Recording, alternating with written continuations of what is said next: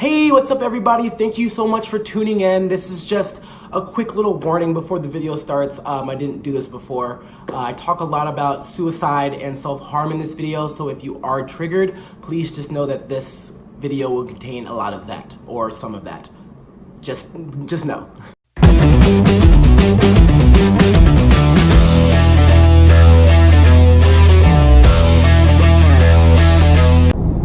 What's up, you guys? I am vlogging from my car because I'm on my way back to North Carolina from Atlanta, and I just realized that if I'm going to post a video on Tuesday, as I try to keep to this schedule, it's not going to happen unless I film right now.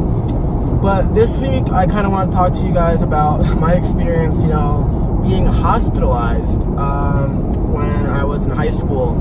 So when I say hospitalization, I wasn't like...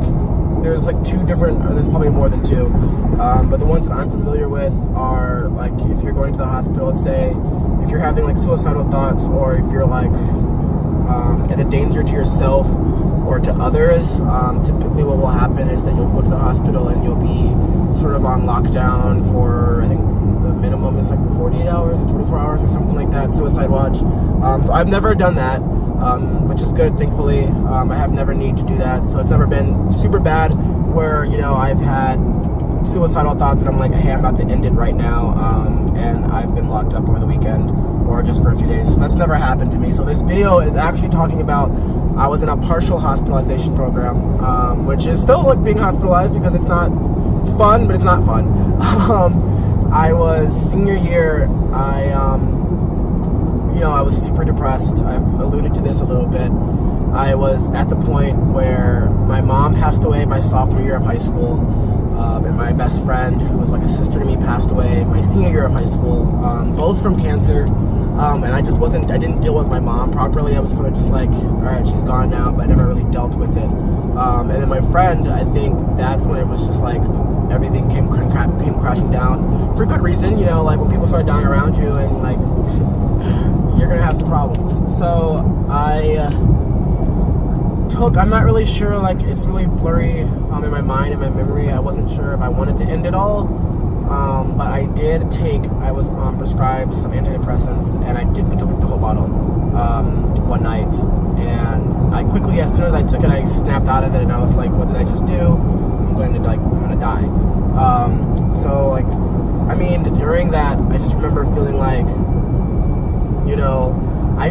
I had already gotten into college, I think, but I didn't care. I was super excited for graduation, didn't care about that anymore. Everything was just, I felt as though I was going to be left alone for the rest of my life, and that I had no one to turn to, and nobody was there, which is completely not true, because I had friends who were very, very supportive during this time. It was in my head. My friend had died, my mom had died. I felt like I was losing people around me. I already had sort of these anxiety issues around relationships, so in my mind, I was just like, I'm going to be left alone. Life is lonely. Why am I alive? There's no point. It was very much tunnel vision, and I was only like looking at this one part of my life and seeing like, I can't do this anymore. So I took the whole bottle. And right afterwards, I was like, what did I do? I texted my friend, and he was like, oh my God, like, what did you do? He contacted my stepfather at the time, and it was like, hey, this just happened. You should go check on him upstairs. But he didn't know at the time that as soon as I took the bottle, I also went to him, and I was like, yo, you need to like call the hospital or call like the ambulance or something, because this was immediately after I had taken the bottle, because I had realized, when I say immediately, I mean like within 5 minutes, so it wasn't enough time for me. I didn't like go into bed and just sleep there and like try to die. I took it, waited 5 minutes, and I was like, this is gonna suck. And it did suck. So I went to him, he was like, well, ambulances, are $800. And if you go there, they're gonna put you on they're gonna do the whole hospitalization thing where you're gonna be stuck there. And I was like, well, that doesn't sound like fun, especially hearing all the stories about people who have gone through those programs and how the hospitals treat those people like shit, like absolutely, like that's a whole other video. And thank God I never experienced that. But he was essentially saying, at the time, which I was thinking like, oh, he doesn't care about me, like he wants me dead. But at the time, he really did. Like it wasn't necessary for me to go. We called the hospital because I didn't take that many pills. So really, for me to do all of that wasn't necessary. I didn't have that many antidepressants left, so when I took them, all it did really was make me really, really sick, and I threw up a little bit, but it wasn't enough to like kill me, if that makes sense. So from there, you know, I mean, it was, I guess, a suicide attempt, in that like I was just over it, but I think in the back of my head I really knew that like I didn't know what I was doing. I took them, but if I really wanted to kill myself, I would have taken the rest of the pills that were in the house, and I didn't, because I realized. So it was this weird like suicide attempt slash not suicide attempt slash just self-harm. I don't really know what you want to call it. But from there, I was placed into a partial hospitalization program, which basically is a program that you're hospitalized during the day, but you can still go home to your families or whatever. You can still have a life outside of that. But basically, the program was designed for people like me who necessarily weren't trying to kill themselves like right then and there. Like if I brought to a hospital, they would take away my phone, take away anything sharp, because I would literally I had recognized that I didn't want to die, but I still had like those thoughts in the back of my head. So this program was designed to sort of help me during the day.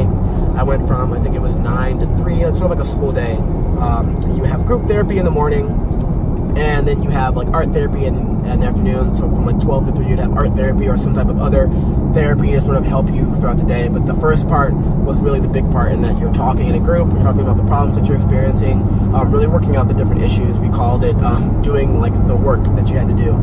And when I first got there, you know, it was a challenge, y'all. Like I remember going in there and being like, everyone else in this room feels exactly how I do. Everyone else wants to like die at times. Like this is not going to help me at all. Like why am I here? It was sort of the mentality like, well, if everyone else feels this way, then like I felt hopeless. Like there's nothing I can do. Like what's the point of this group? So it was to go there and to get ready. This was, I'd say, about April. So I was there from April into August. So that was the plan. But when I first got there, I was like, no, there's no way I'm gonna be ready for college. Like this is like, I didn't want to change my mind. So the first few months, or the first 2 months, really, I wasn't comfortable in it. I didn't really have big relationships with the people in the group. The whole idea is to sort of form relationships with the people in the group who are dealing with these same issues as you. And I was just really turned off against it. I was like, well, you know, if this person wants to kill themselves and I want to kill themselves, like I wanted to text that person like, hey, forget these therapists in the group, let's go do this. Like that was my mentality, and I didn't see how bringing together all these people in a group to talk about what our problems was going to help. But slowly after that, you know, they really pushed me. So I would say it's a group, let's say about 15, 20 people, and then you'd have like the therapists or the counselors in the front who would sort of direct the conversation, but it's mostly group led. So I would talk about issues that I was dealing with my dad, because I wasn't talking to my father at the time. I hadn't talked to him all throughout high school. So that's sort of another bit of that relationship piece there, that like, you know, I had lost that relationship, so I feel like I was losing people. But towards the middle of the program, I opened up more in group. I talked about things, and I started to realize things that were really going on, like why I was feeling this. Because this whole relationship dynamic between, I thought I was going to lose people, I had no idea I was feeling that at the time. And when we talked about it, it was like, well, you didn't grow up with your birth mom, and your birth mom was in and out of your life. You don't talk to your dad right now in high school because you guys kind of fell off. Your mom just passed away, your friend just passed away. Like, so of course, like I had, like, it seems obvious now, but at the time I had like I'd never connected all those pieces, and it was like, well, you have problems forming relationships and attaching with people, and that's also part of the reason why the group, like, I didn't want to get close to them, and I was like, I'm just gonna leave.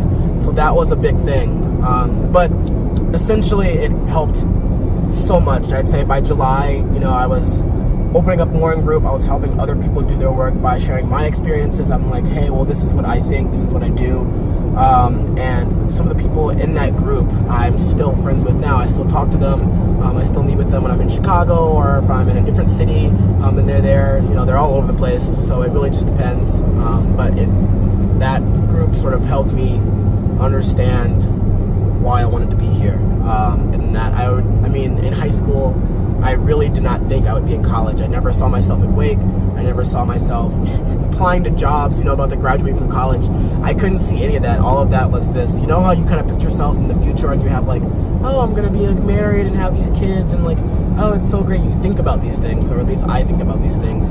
I didn't see any of that. But by the time July rolled around, I started seeing like, oh, I can actually go to college, you know, like I'm working on this. I had problems with my best friend at the time. he was really trying to help me, and I just I was pushing those relationships away and helped me sort of make that stronger. And we're still friends today. I don't think that we would have been, if I hadn't gone in the group, I would have pushed him away and been like, screw you, I don't want to talk to you again, which was completely unfair to him. But I think that it was better in the sense that you go to the hospital for being hospitalized. The whole goal is, which is a good goal because you want to stay alive, but the goal is really just keeping you alive. And it's just you're on suicide watch, but once you're not suicidal anymore, they kind of just throw you out. Not every program, but this is what I've heard. Again, I've never been in one, so I don't fully 100% know what it's like, but from what I've heard, that's what it's like. You're there for 48 hours, 72 hours, whatever, and they give you, pump you with a whole bunch of meds to make sure that you're not gonna kill yourself. You're surrounded by all these other people who are dealing with all these other issues. It's a very just the environment. You're in a hospital, you're locked down, you can't go anywhere. It's just very not, it doesn't seem like it's a very long-term solution. It's very short-term in that all right, you're not gonna kill yourself now, you're back on the world. And many people will end up going to those a few times within a year if it's really bad, because it doesn't really solve the root of the problem, which is why my therapist sort of recommended doing this, because it really had me focus on my work and focus on what was really getting at the issues of what I was dealing with at the time. I would say that while this was a great program, and how I was talking about how I didn't like it in the beginning, this wasn't a choice for me. It wasn't my therapist said, hey, there's this program, do you want to do this? It was either this or you do go to the hospital at the time, because this was all done within that weekend that I overdosed or took those pills. I'm not sure if it was quite a medical overdose, but I did throw up. I'm not sure what you would call that. But it wasn't a choice, so I didn't necessarily finish high school. You guys, I did the 4 years, but from April until August I was in this program, so I didn't go to school again. Remember, it was 9 a.m. to 3 p.m. So I went to graduation, but graduation was a shit show. I was still super depressed at the time, because that was in end of May, June. I told you I didn't really get comfortable in the program until July, so I gave zero fucks about my own high school graduation. And I cared a lot about my graduation from the program, because when you leave the program, they call it graduation.